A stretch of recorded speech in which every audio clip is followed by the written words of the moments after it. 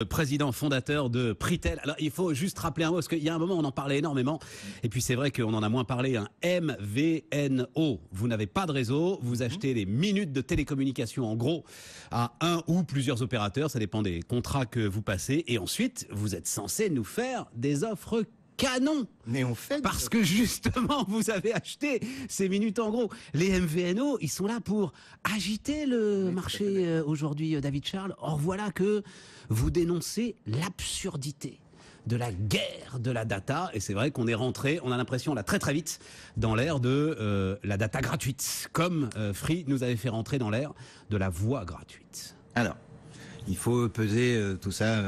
Allons-y. Alors déjà, Pritel est une société qui existe depuis 2004 et qui donc utilise les réseaux, comme vous l'avez dit, de Orange et d'SFR. On achète des capacités et on les revend à nos clients finaux. Entreprise d'ailleurs beaucoup, hein, votre... Non 20% entreprise, 80% B2C. Ah d'accord. Donc aujourd'hui, le marché effectivement part un petit peu dans tous les sens, mais il faut revenir un petit peu à la raison et remettre un petit peu en perspective ce qu'on nous annonce et la réalité des choses. Pritel aujourd'hui, depuis 12 ans, 13 ans maintenant, vend des forfaits qui s'adaptent chaque mois aux besoins réels de la consommation de nos clients. Ce que ça veut dire, c'est que, juste quelques chiffres pour remettre un peu en perspective tout ça. Et on n'a que 4 minutes quand même, hein, David, on ne peut pas refaire tout le secteur. 75% des consommateurs français de data consomment moins de 3 gigas par mois. Alors, les bras m'en tombent. Vous avez entendu, là, c'est les bras qui m'en tombent, ça. Ben, évidemment, puisque les forfaits vous brident. Ah non. Mais c'est vieux comme les télécoms, ça, David. Attendez, dès que vous ouvrez une autoroute, elle va être pleine. Elle va se remplir petit à petit. La réalité, c'est que le business model d'un opérateur, il faut voir ce qu'on nous propose aujourd'hui sur le marché. Un business model d'un opérateur, c'est de faire, est-ce que ça a toujours été dans le monde des télécoms? Avant, c'était de la complexité qui disait j'ai beaucoup d'offres et donc le client va se tromper et grosso modo, le modèle c'est ça. Et on est passé avec Free et tous les opérateurs qui ont suivi, les gros opérateurs aussi avec leur marque low cost, ont suivi. Et aujourd'hui, on se retrouve avec une situation où on a beaucoup moins de choix en termes de catalogue, en termes d'offres, parce qu'aujourd'hui on a une polarisation entre des tout petits forfaits et des très gros forfaits. Et le client, qu'est-ce qu'il fait? Il va se tromper. Il va prendre soit un forfait petit, où il faut vraiment considérer que si vous avez une consommation qui dépasse certains mois, vous donnez une idée, sur un petit forfait, 1 giga de data coûte en hors forfait 50 €. Oui, mais sur les gros forfaits, vous n'avez pas besoin de tout ça. Le besoin d'un consommateur n'est pas le besoin d'un opérateur télécom.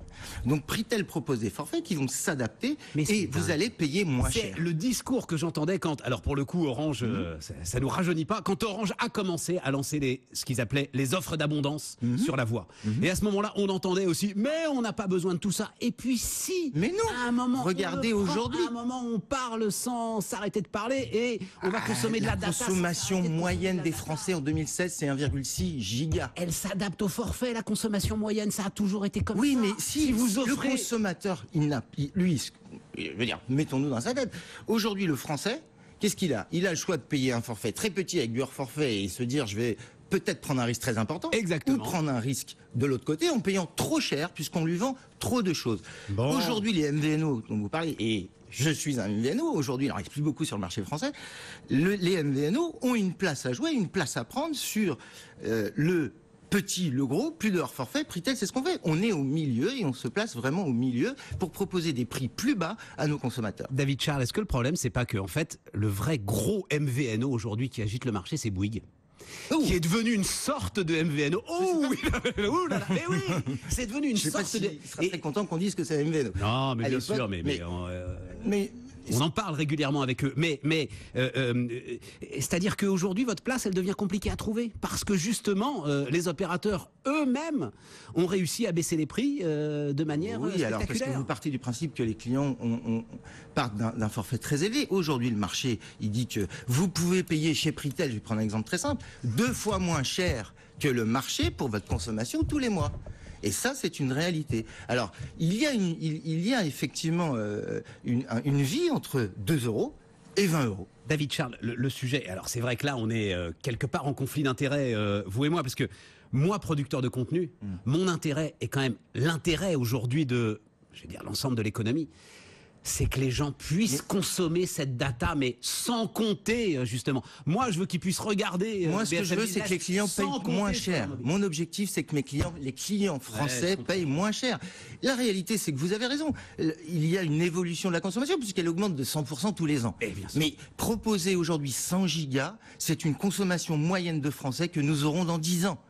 Donc, la problématique, c'est pourquoi cette annonce est faite. Cette annonce est faite, est-ce qu'elle est faite pour faire bouger les lignes des opérateurs entre eux, pour reparler de fusion, reparler de choses comme ça? Est-ce que c'est un moyen de faire pression sur le marché pour qu'effectivement les gros opérateurs se mettent autour de la table? Ou est-ce que c'est un coup marketing qui va faire que...